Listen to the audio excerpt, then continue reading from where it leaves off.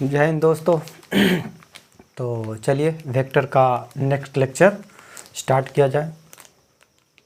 Position vector पढ़ रहे थे और उससे कुछ क्वेश्चन भी हुआ था और एक दो क्वेश्चन है वो हम कर लेते हैं इसमें, और उसके बाद प्रोडक्ट ऑफ वेक्टर देखेंगे।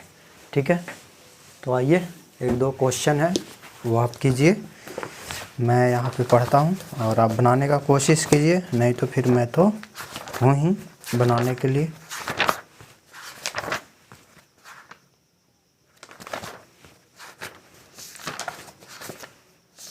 क्वेश्चन बनाइए, ऑब्जेक्टिव फेसबुक पेज से आप क्वेश्चन वहाँ से लीजिए और वेक्टर का क्वेश्चन बनाइए और वहाँ से क्वेश्चन अब बनेगा, हम उसका सॉल्यूशन भी वीडियो के माध्यम में ये ख़त्म हो जाए तो करके देंगे। लेकिन आप खुद से बनाने का कोशिश कीजिए, नहीं बनता है वो अलग बात है, हम सॉल्यूशन देंगे उसमें देखिएगा और बनेगा क्वेश्चन। अगर प्रॉपर थ्योरी आपने क्लियर किया होगा शुरू से लेकर के अभी तक हमने जो पढ़ा है, थोड़ा सा प्रोडक्ट बचा हुआ है तो उससे रिलेटेड क्वेश्चन नहीं बनेगा, लेकिन लगभग क्वेश्चन बनेगा और बनाने का प्रयत्न करिए। तो क्वेश्चन है एक, coordinate of the point P is 2, -3, 4 and that of Q is 3, 2, -1, then find position of P with respect to Q and position of Q with respect to P, and also find the distance between P and Q। ऐसा question हम पहले भी करवा चुके हैं, है ना। तो आप क्वेश्चन बनाइए, ये कह रहा है दो पॉइंट है P और Q का कोऑर्डिनेट दिया हुआ है ना, और एक पॉइंट है P, ये पॉइंट मान लीजिए P है और इसका कोऑर्डिनेट किसी फ्रेम से दिया हुआ होगा और ये 2, -3, 4, 2, -3, 4 और एक P पॉइंट हो गया, Q पॉइंट है कहीं पे और उसका भी पोजीशन कोऑर्डिनेट दिया हुआ है 3, 2, -1, 3, 2, -1 किसी फिक्स फ्रेम ऑफ रेफरेंस से या रेफरेंस फ्रेम से ये दोनों का पॉइंट दिया हुआ है, दोनों सेम ही फ्रेम से ये पॉइंट दिया हुआ होगा और हमको कह रहा है कि आप क्या निकालिए, P का पोजीशन निकालिए Q के रिस्पेक्ट में, Q का पोजीशन निकालिए P के रिस्पेक्ट में। तो पहले हम जिस फ्रेम से ये दिया हुआ है, मान लीजिए कि O डैश या O फ्रेम से यहाँ पे कोई ऑब्जर्वर होगा और वो अपने आप को O फ्रेम से इसका कोऑर्डिनेट दे रखा है ना। ये दोनों का सेम फ्रेम से कोई O फ्रेम होगा जिससे ये दोनों का कोऑर्डिनेट दे रखा है, मेंशन नहीं किया है तो ऐसा ही मानेंगे। ठीक है, तो उसके बाद हम पहले तो किसी फ्रेम O डैश से या O से हम ये दोनों का पोजीशन निकाल लेते हैं, यानी OP, या हम R के टर्म में करें तो position of P with respect to O जो हो गया 2i - 3j + 4k। फिर उसी प्रकार से position of Q with respect to O frame 3i + 2j - 1k, 1 लिखेंगे न लिखेंगे बात हुआ। ठीक है, तो अब हमको कह रहा है पोजीशन ऑफ P निकालिए विथ रिस्पेक्ट टू Q। तो कोई बात नहीं, हम जानते हैं position of P with respect to O minus position of Q with respect to O, और वैल्यू यहाँ से पुट करिए दोनों, है ना। ये 2i - 3j + 4k और माइनस इसे ब्रैकेट में रखेंगे क्योंकि कहीं कहीं माइनस भी हो सकते हैं, तो आप बात समझते हैं, है ना। तो मैथ आप उतना तो समझते ही होंगे, है ना। तो यहाँ से हो गया 2i - 3j + 4k - 3i ये 2j है ना, -2j माइनस से इंटू करेंगे ना तो 2j और ये माइनस प्लस k हो जाएगा। तो i वाला ये 3 है तो माइनस आई बच जाएगा, ये j minus 5j plus 5k। Clear है? तो ये हमको निकल गया। और अगर कहे कि position of q with respect to p, तो आप दोनों में से कोई फार्मूला यूज कर सकते हैं, minus position of p with respect to q, ये मालूम है ना। तो यहाँ से बस माइनस लग जाएगा और ये प्लस आई हो जाएगा, प्लस 5j हो जाएगा माइनस 5k। आप इस फार्मूला का यूज करके भी निकाल सकते हैं, ऐसा नहीं है कि हम यही मालूम होगा तो ये मालूम होगा, ऐसा position of q with respect to o minus position of p with respect to o। तो पोजीशन ऐसे निकाल सकते हैं दोनों में से कोई। आपको डिस्टेंस कह रहा है, समझ गए ना, ये दोनों पॉइंट के बीच का डिस्टेंस कह रहा है, तो किसी एक से मैग्नीट्यूड निकाल लेंगे, वही डिस्टेंस होगा, आप जानते हैं। ये हमारा हो गया position of q with respect to p, यहाँ से टेल से ये पॉइंट है, तो ये इसका हेड है, तो ये हो गया। इधर अपोजिट करते तो position of q with respect to, तो यही लेंथ निकाल लेना है, यानी मॉड ऑफ, हालांकि दोनों का तो लेंथ सेम ही होगा, इसका जो लेंथ होगा उसका तो मॉड हम कर लेंगे, और इसका मॉड आप जानते हैं, ये x हो गया, y हो गया, j हो गया, 1 का स्क्वायर प्लस 5 का स्क्वायर प्लस माइनस, तो डायरेक्शन के लिए होता है, मैग्नीट्यूड तो 5 ही रहेंगे, और ये 1 हो गया, 25 हो गया, 25 हो गया, 50, यानी 15 1 हो गया। क्लियर है? तो ये दोनों के बीच का जो डिस्टेंस है √51। अब यूनिट जो भी यहाँ पे दिया हुआ नहीं है, तो हम मीटर जो भी कहेगा सेंटीमीटर, बस हम ले लेते हैं, 50√51 यूनिट्स है। क्लियर है? तो ये क्वेश्चन हमारा क्लियर हो गया।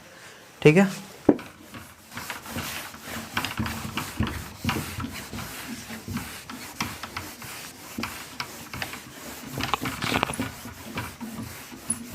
और वेरी इजीली आप पोजीशन निकाल सकते हैं, अभी कोई इसमें समस्या नहीं है। अगला जो क्वेश्चन है,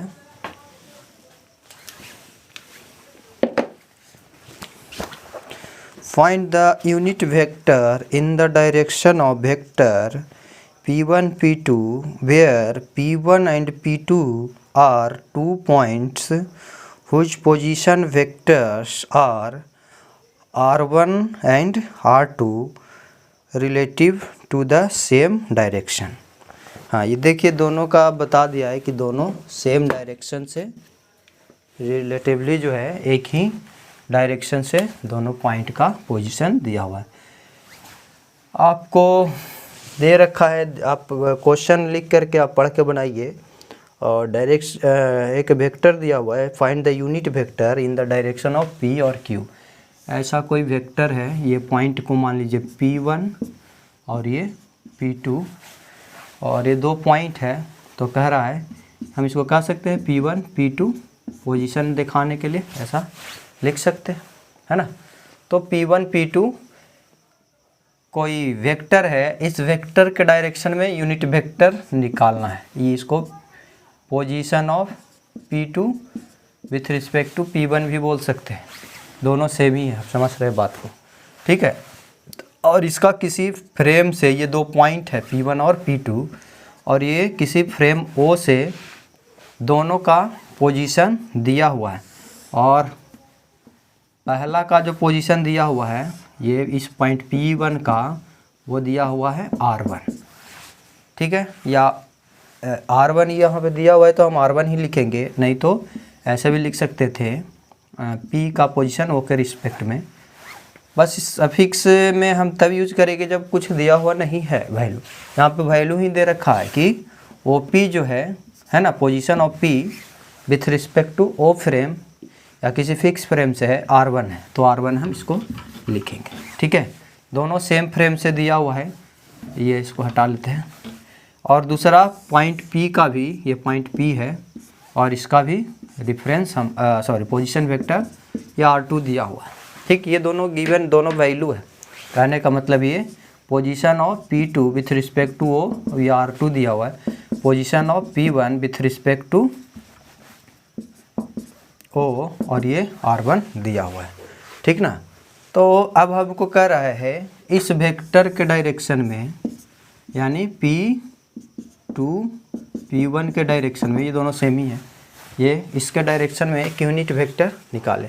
तो पहले तो ये वेक्टर हमको पता होना चाहिए, ये अननोन है, समझिए ना, ये दोनों नोन है, दोनों पॉइंट P का पोजीशन नोन है, ये अननोन है। तो पहले हम P1 P2 निकालेंगे, है ना, यानी position of vector P2 with respect to P1, या हम P1 P2 भी कह सकते हैं, आप जानते हैं इस बात को, दोनों तरीके से रिप्रेजेंट किया जाता है पोजीशन को। तो यहाँ से हो गया पोजीशन ऑफ P2, है ना, विथ रिस्पेक्ट टू O जो कि है R1, minus position of P1 with respect to जो भी रिफरेंस फ्रेम O दिया हुआ उसके अनुसार से, ये हो गया R2 दिया हुआ है माइनस R1। P1 P2 के डायरेक्शन में ही निकालना है ना, देख लीजिए एक बार, हाँ, P1 P2 के डायरेक्शन यानी ये, और ये आप जान रहे हैं, ठीक है। तो यहाँ से हमारा हो गया, ये वेक्टर हमको मिल गया, है ना, या P1 P2 वेक्टर हमको मिल गया R2 minus R1। Unit vector आप जानते हैं, है ना, P1 P2 की ओर यूनिट वेक्टर अगर कहता तो P1 P2 के में ही उसके मैग्नीट्यूड से डिवाइड कर देना होता है ना।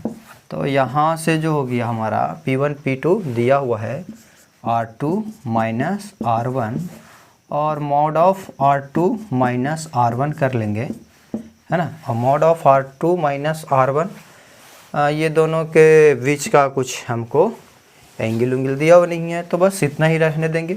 अगर ये दोनों के बीच का एंगल दिया हुआ रहता तो हम कुछ इसका मैग्नीट्यूड इस टर्म में लिखते, नहीं तो यही हमारा वैल्यू हो गया, है ना, क्लियर है। तो ये हो गया दूसरा क्वेश्चन। और भी क्वेश्चन है क्या? हाँ, एक क्वेश्चन और है तो उसको भी कर लेते हैं, इसको आप समझ गए होंगे।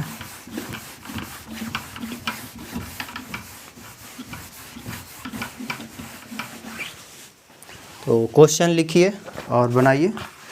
Find the unit vector in the direction if the vector A B where, in the direction A B आप कर लीजिएगा, if vector A B,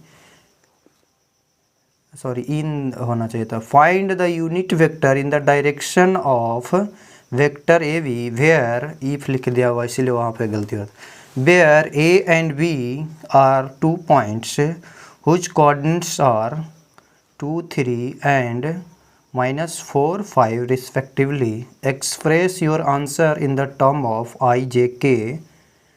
okay, तो यहाँ पे दिया हुआ है आपको, ये तो और सिंपल है, वही यूनिट वेक्टर निकालना है।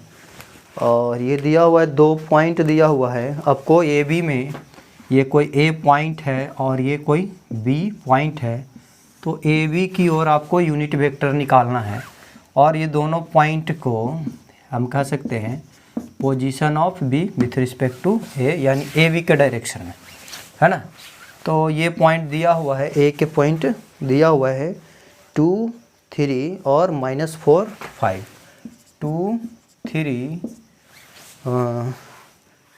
3 हो गया, बी है -4 और ये 5,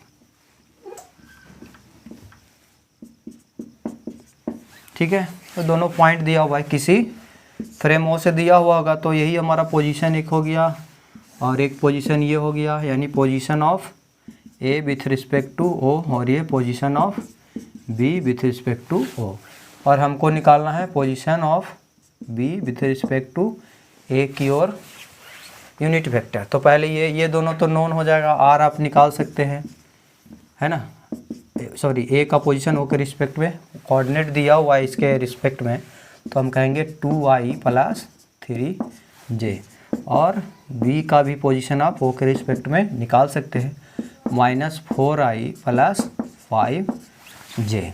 तो आपको पोजीशन ऑफ बी ए, यानी sorry position of B with respect to a यानी ए बी दोनों में से कोई ये निकाल सकते हैं। Position of B with respect to O minus position of A with respect to ओ, और ये दिया हुआ है -4i प्लस 5j, माइनस कर लेंगे, -2 हो जाएगा -3, -2i - 3j ही हो जाएगा, माइनस अगर ब्रैकेट में भी करेंगे मल्टीप्लाई करेंगे तो, है ना। ये हो गया -6i और ये हो गया प्लस 3 घट गया तो +2j।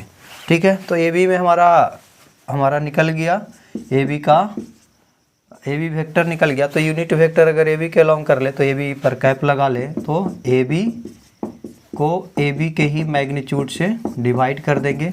तो ए बी हमारा कितना आ गया -6i + 2j divided by mod of -6i + 2j। आप इसको जानते हैं 6i + 2j और ये हो गया √i के फॉर्म में मॉड है, यानी 6 के स्क्वायर 36 + 4 2 दूना 4। तो हो गया हमारा काम, है ना। यानी कि ए बी जो आ गया हमारा वो हो गया -6i + 2j और √40। यही हमारा यूनिट वेक्टर ए बी के अलॉन्ग। क्लियर है। तो इस तरीके से हमारा क्वेश्चन हो गया समाप्त। और भी कोई क्वेश्चन है तो आप ला सकते हैं। अब हम प्रोडक्ट ऑफ वेक्टर देखेंगे।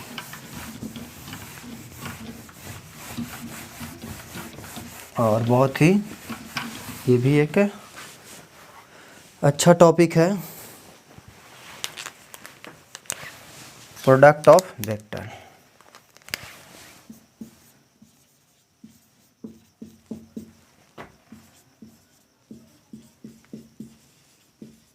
Product of vectors. अब दो वेक्टर का अगर मल्टीप्लिकेशन करें, प्रोडक्ट मतलब मल्टीप्लिकेशन ही हुआ, तो किस तरीके से करेंगे, कैसे होता है चीज़ें वो देखते हैं। ठीक है, तो देखिए दो अगर कोई वेक्टर है, सपोज करो कि ए और बी कोई दो वेक्टर है, ए है और ये बी है। ये कुछ भी हो सकता है, फोर्स हो सकता है, पोजीशन हो सकता है, दोनों अलग अलग सेम भी हो सकते हैं। तो अगर इसका हमें प्रोडक्ट करना है, मल्टीप्लिकेशन करना है दो वेक्टर का, हम पहले एक वेक्टर और एक स्केलर का मल्टीप्लिकेशन देखा है, ऐसा ना समझे कि वो वेक्टर का था। अभी दो वेक्टर रहेंगे और दोनों का हमें प्रोडक्ट करना है, दोनों को गुना करना है, मल्टीप्लिकेशन करना है। तो रिजल्ट हमारा वेक्टर भी आ सकते हैं और रिजल्ट हमारा इसका स्केलर भी आ सकते हैं। ए और बी दो वेक्टर है। अब ये कौन सा फिजिकल क्वांटिटी है, कौन सा वेक्टर फिजिकल क्वांटिटी है, उसके अनुसार से ये होगा डिसाइड कि इसका प्रोडक्ट जो है वेक्टर होंगे या स्केलर होंगे। और ऐसा नहीं कि सारा वेक्टर्स का प्रोडक्ट होगा ही एक दूसरे से, ऐसा कोई नहीं। ठीक ना, जिससे कोई फार्मूला ड्राइव हो रहा होगा या जिससे कोई नया हमारे पास फिजिकल क्वांटिटी ड्राइव हो रहे होंगे, वही दो का हमारा प्रोडक्ट होंगे। जैसे देखिए फोर्स एक वेक्टर है और इसका अगर हम मल्टीप्लिकेशन कर दें किससे, डिस्प्लेसमेंट से, डिस्प्लेसमेंट भी एक क्या है,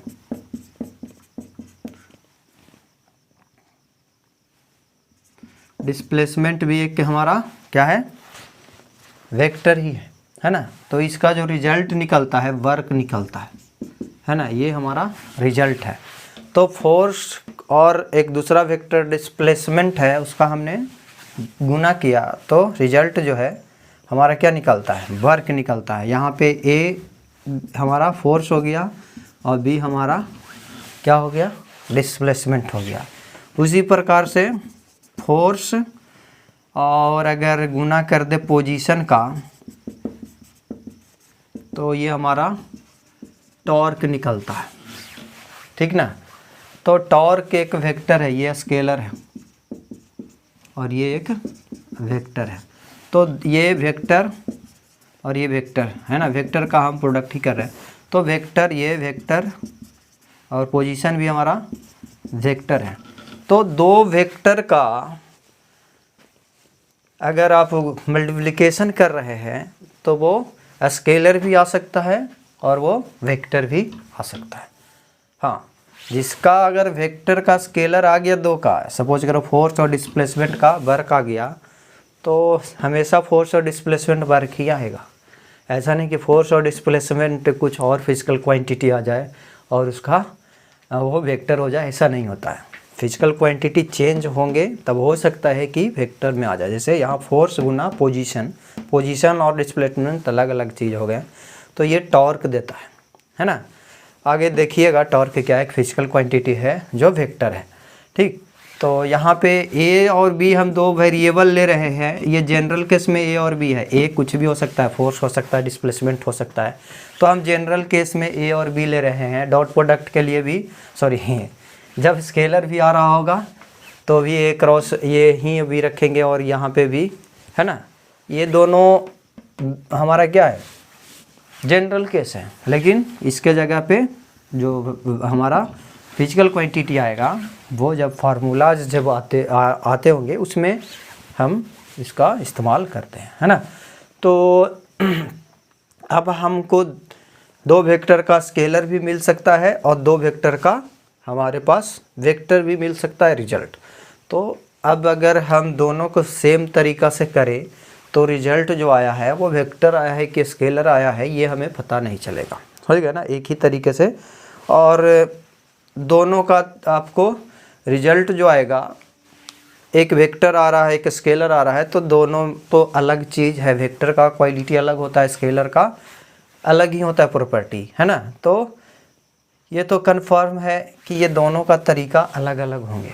तो अगर 2 वेक्टर का हमारे पास रिजल्ट जो है स्केलर आएगा तो वो अलग तरीके से होंगे, और इसको डॉट से हम रिप्रेजेंट करते हैं। यहाँ पे जब 2 वेक्टर का रिजल्ट हमको स्केलर आएगा तो दोनों में जैसे हम 2 गुना 3 करते हैं ना वहाँ पे, तो यहाँ पे हम सिंबल जो है डॉट यूज करेंगे, क्रॉस नहीं, ठीक है। और ये हमारा क्या आएगा, स्केलर आएगा। इसको जो बोला जाता है डॉट प्रोडक्ट,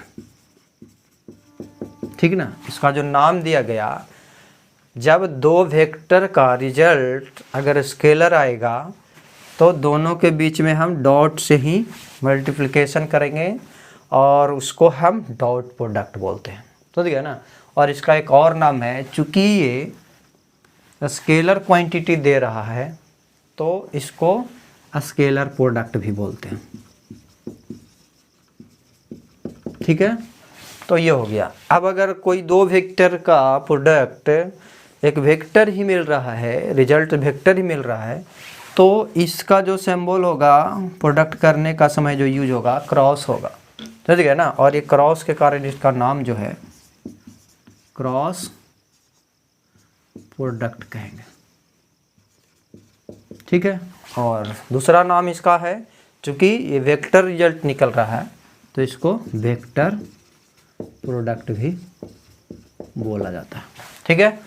तो हमारे पास जब 2 वेक्टर का प्रोडक्ट होंगे या मल्टीप्लिकेशन होंगे, तो पहले तो ये पता होना चाहिए कि वो 2 वेक्टर से जो रिजल्ट निकल रहा है वो स्केलर है या वेक्टर है। अगर इसका रिजल्ट अगर हमको वेक्टर निकल रहा है तो हम क्रॉस प्रोडक्ट इस्तेमाल करेंगे और इसका प्रॉपर हम अभी पढ़ेंगे, है ना। फिर अगर कहीं 2 वेक्टर का जो रिजल्ट है वो स्केलर निकल रहा है तो हम डॉट प्रोडक्ट का इस्तेमाल करेंगे। और जैसे हमारे पास फोर्स और डिस्प्लेसमेंट है, अगर इसका डॉट करना है, सॉरी इसका अगर प्रोडक्ट करना है तो always we will use dot product, और रिजल्ट स्केलर देगा और वो क्या है, वर्क है ना। तो दोनों को एक एक करके हम पढ़ेंगे। पहला है हमारा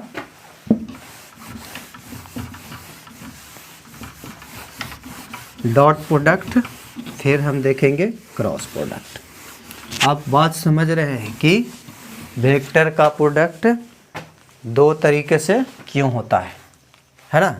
तो ये अब मान लेते हैं जनरल केस में ए और बी 2 वेक्टर है और हम डॉट प्रोडक्ट अभी पढ़ रहे हैं, पहला केस पढ़ रहे हैं डॉट प्रोडक्ट या सॉरी स्केलर प्रोडक्ट।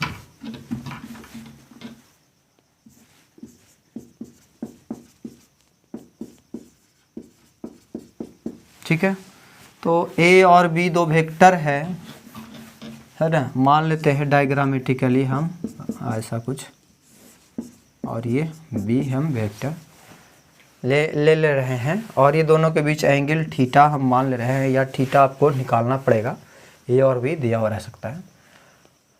तो डॉट प्रोडक्ट तो आप समझ ही गए हैं कि अब जब हम डॉट प्रोडक्ट कर रहे होंगे तो इसका मतलब ये है कि वेक्टर का जो रिजल्ट आ रहा होगा वो स्केलर होगा, है ना। इस कारण से हम डॉट प्रोडक्ट कर रहे हैं।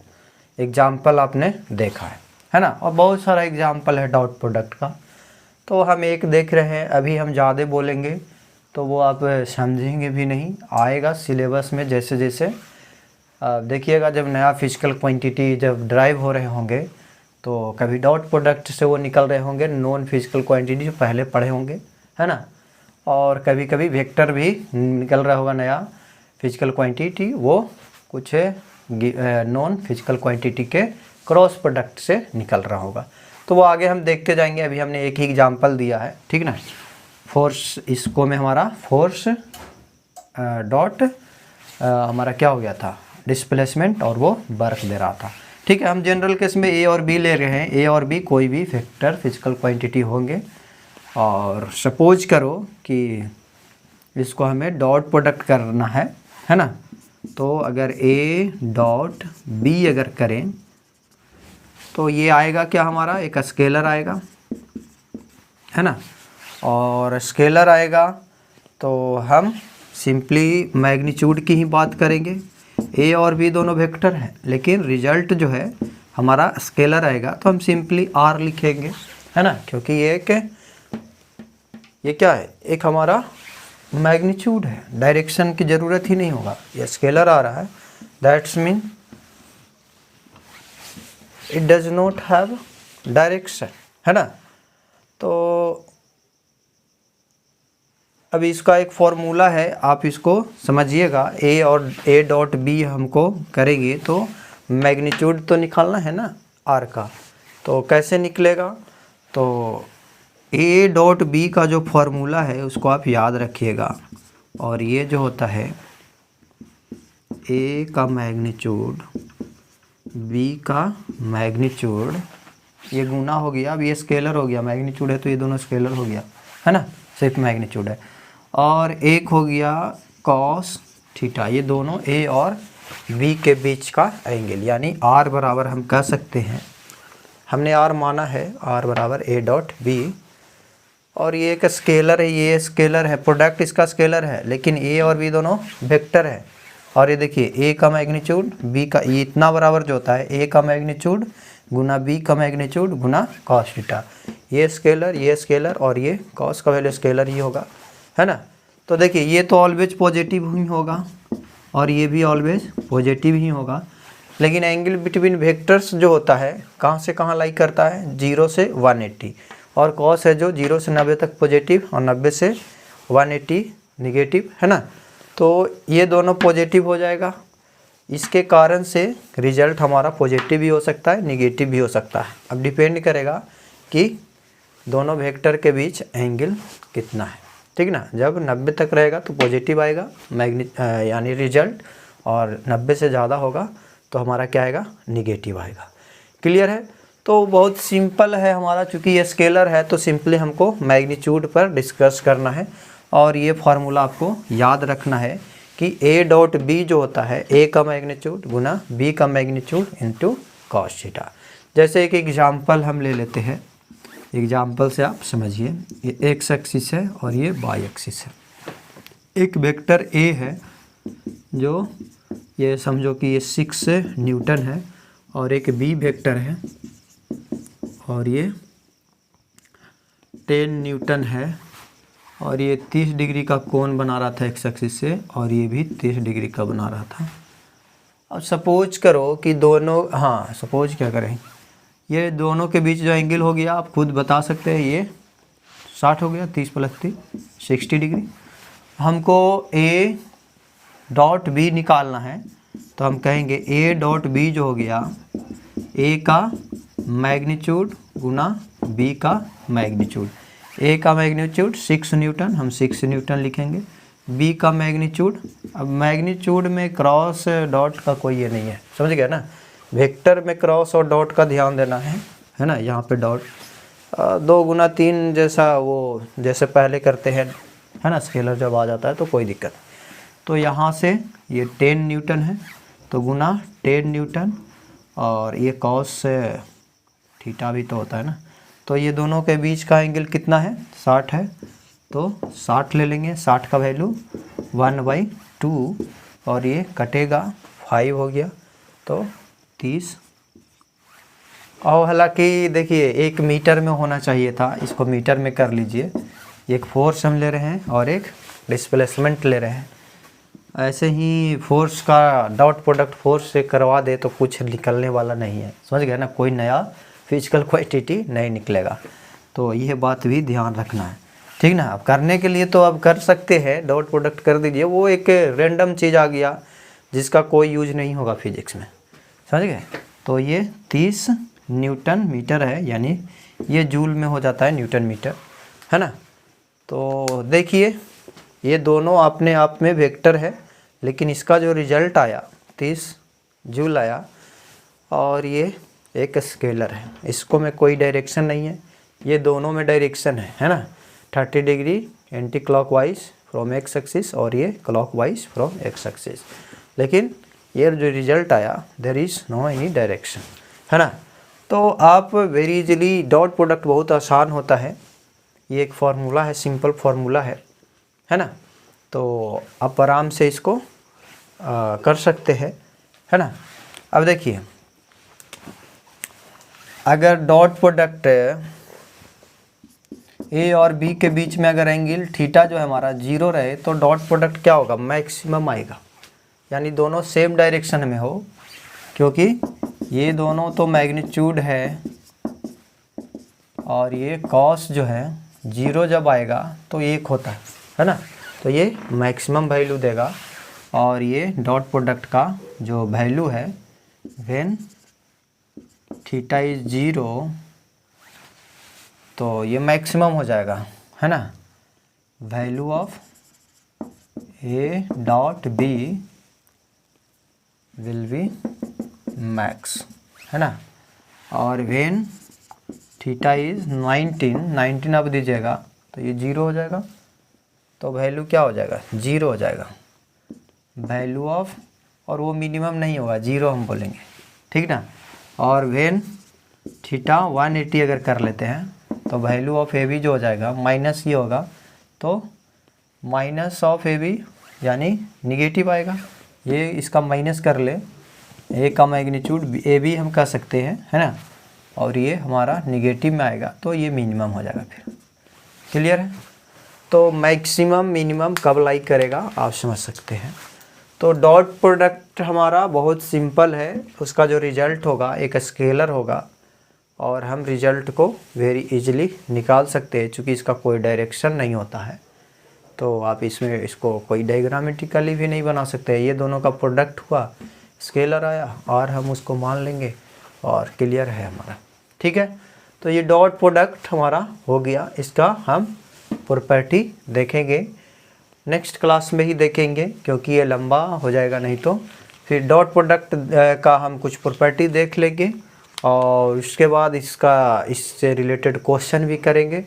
और डॉट प्रोडक्ट ये हमारा हो गया, अगर ये दोनों हमको रियल फॉर्म में दिया हुआ है तो इसका डॉट प्रोडक्ट हमने किया, ये दोनों के बीच के एंगल की ज़रूरत हुआ। हो सकता है कि ये दोनों है जो आपको कंपोनेंट फॉर्म में दिया हुआ रहे, तो हम डॉट प्रोडक्ट कैसे करेंगे वो भी देखेंगे, ठीक है। तो डॉट प्रोडक्ट का प्रॉपर्टी नेक्स्ट क्लास में देखा जाएगा। तो आप वीडियो को ज़्यादा से ज़्यादा शेयर करेंगे ताकि ज़्यादा से ज़्यादा बच्चों को लाभ मिले इसका, और अच्छा लगे तो सब्सक्राइब भी करें, लाइक भी कर दें, ठीक है। तो धन्यवाद, नेक्स्ट वीडियो में मिलते हैं।